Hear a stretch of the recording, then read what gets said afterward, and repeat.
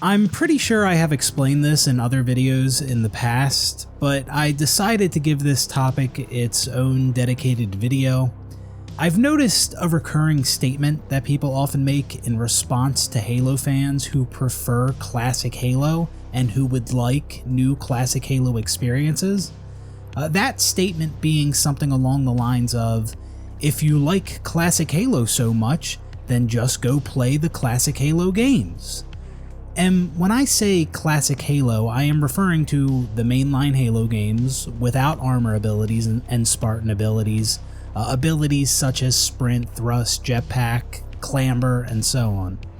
Now, on January 13th of 2022, 343 shut down some of the online services for the legacy Halo games, which includes Halo 3, so you can no longer hop on these games and search matchmaking like you used to be able to. And the original Halo 2 servers went down over a decade ago. As a result of this, instead of people saying, just go play the classic games if you want classic Halo so bad, some people will say, just go play Halo the Master Chief Collection if you want classic Halo. And Halo the MCC is obviously a collection of Halo games, which includes the classic Halo games. However, regardless of whether people say, oh, just go play the classic games or just go play MCC as a reply to people who want new classic Halo experiences, and even if the matchmaking servers were still active for the older Halo games, this is one of the most idiotic statements you could possibly reply with. There are people who act like playing the older Halo games is the solution for people who want new classic Halo games. But it obviously makes sense why this wouldn't satisfy all classic Halo fans. First off, some people who prefer the classic games do in fact choose to play them over the newer Halo games. It's not like all the people who prefer classic Halo are choosing to play the newer games instead of the classic games.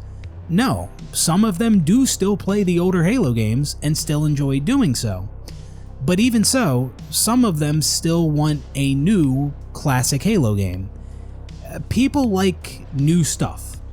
Just because classic Halo games exist and they are still playable today doesn't mean that people haven't gotten bored playing them or just don't enjoy them as much as they did when those games were newer.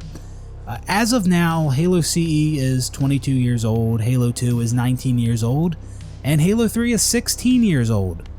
These are the classic mainline Halo games. I am not counting Halo 2 Anniversary, and I will touch more on that later. These are older games, people have spent a ton of time playing them.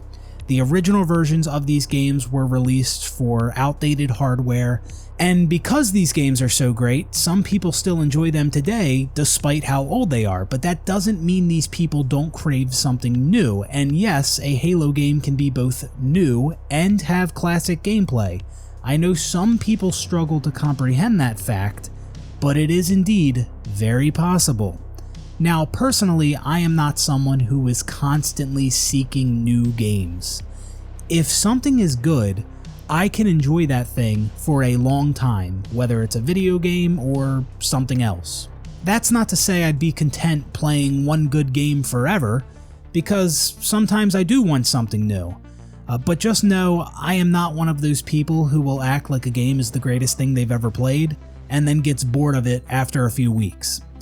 And when a game is 16 years old, 19 years old, or 22 years old, I think it's completely understandable for a fan of those games to want a new version of those games, especially considering that multiple new Halo games have been released since the last classic mainline Halo title, which was Halo 3. Like, it would be a different story if Halo 3 was the last Halo game, and it was still being supported today, kind of like how Counter-Strike Go released in 2012, and it was the last main series Counter-Strike game to release until Counter-Strike 2 in 2023, and even then CS2 is basically just a big update for CSGO. A lot of people still play Counter-Strike today, and when I say a lot, I mean it's usually the most played game on Steam. And many of these people are still content with playing Counter-Strike Go, now known as CS2, even though the game has been out for over a decade. And so I think if Halo had followed a similar path, where the last mainline Halo game was a classic Halo game that continued to receive support and there were no new mainline Halo games being released, then I do think you'd see more classic Halo fans who are satisfied with playing that Halo game even though it may be an older game. And if that game wasn't limited to older hardware and was also available on modern platforms, then I think even more people would be content playing that Halo game despite how old it is. Of course, some people might still desire something new, and that's understandable. But at least in the scenario that I presented, there wouldn't be new, non-classic mainline Halo games taking players away from the older classic Halo games, and a benefit of having more people playing a game are things such as faster search times, more playlists, stricter parameters for forming balanced teams in ranked playlists, and so on. And it's less likely that those older Halo games would continue to receive long-term support when newer Halo games are being released. Now, to those who want to say, oh, well, if the classic Halo games were so good, then why would the new, non-classic Halo games take players away from them? Well, there is a very obvious and simple answer to that. People like new things. Even if that new thing isn't as good as the old one, some people will still choose to spend their time with that newer thing just because it's fresh.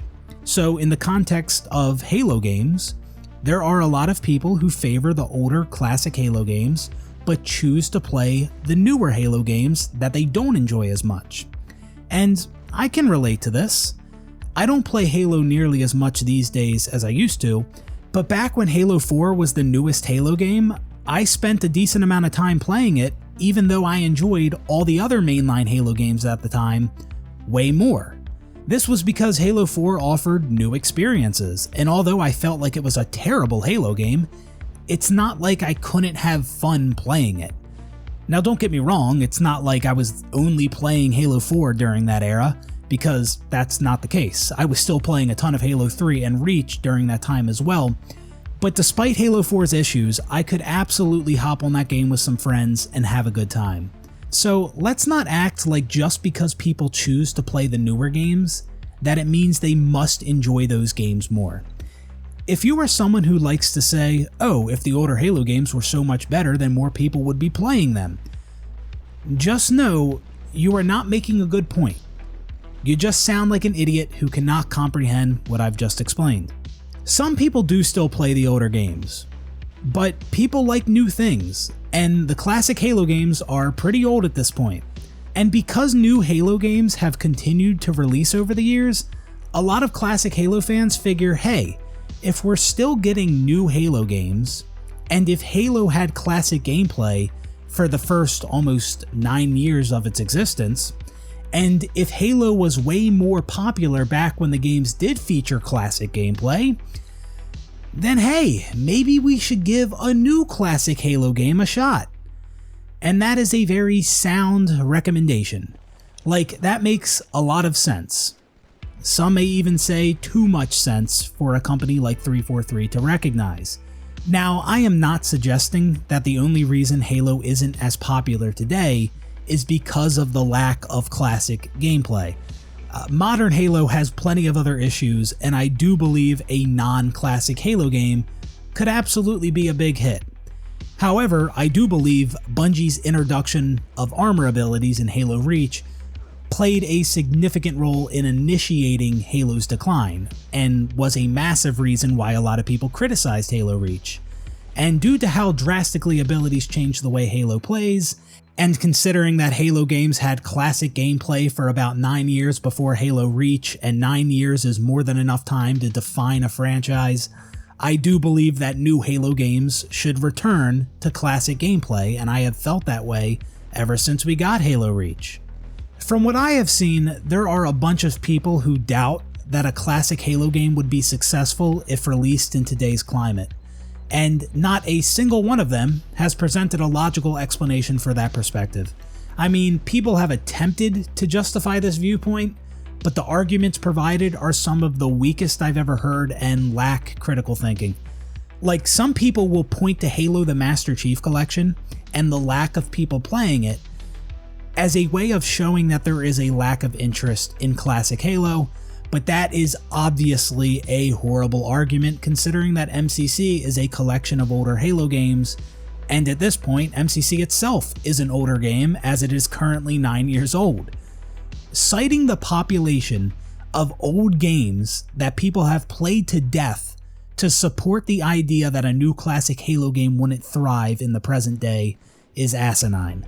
Some people like to specifically reference Halo 2 Anniversary, which is a game within Halo the Master Chief Collection, as evidence that a new classic Halo game wouldn't do well today because Halo 2 Anniversary wasn't that popular of a Halo game and people did have a lot of negative things to say about it.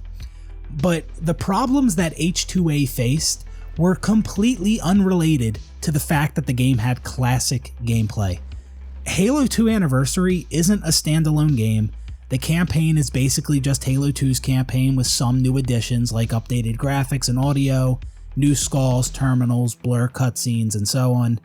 Also, there were only 7 developer-made maps, excluding the Forge canvases, for the multiplayer component of the game.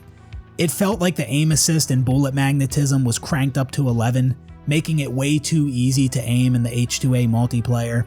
It's also worth mentioning that MCC was a broken, barely functional game for several years, and since it is a collection of games, the amount of multiplayer playlists for Halo 2 Anniversary were limited compared to the amount of playlists the game probably would have had if it was its own game. Also, because MCC is a collection of games, it spreads the player base out across multiple games within the collection, instead of having all those people collectively playing Halo 2 Anniversary. And like I mentioned earlier, a benefit of having more people playing a game are things such as faster search times, more playlists, stricter parameters for forming balanced teams and ranked playlists. So it should be evident that there are a multitude of reasons why Halo 2 Anniversary wouldn't reach the same level of popularity as a new standalone classic Halo game could. And those reasons have absolutely nothing to do with H2A having classic gameplay. So anyways, these are a bunch of reasons why the thought that a classic Halo game wouldn't be successful in today's climate is utter garbage, and like I've explained, it makes sense why classic Halo fans would crave a new classic Halo game. And with that, we've reached the end of this video. I will see you on the next one. Peace out, everybody.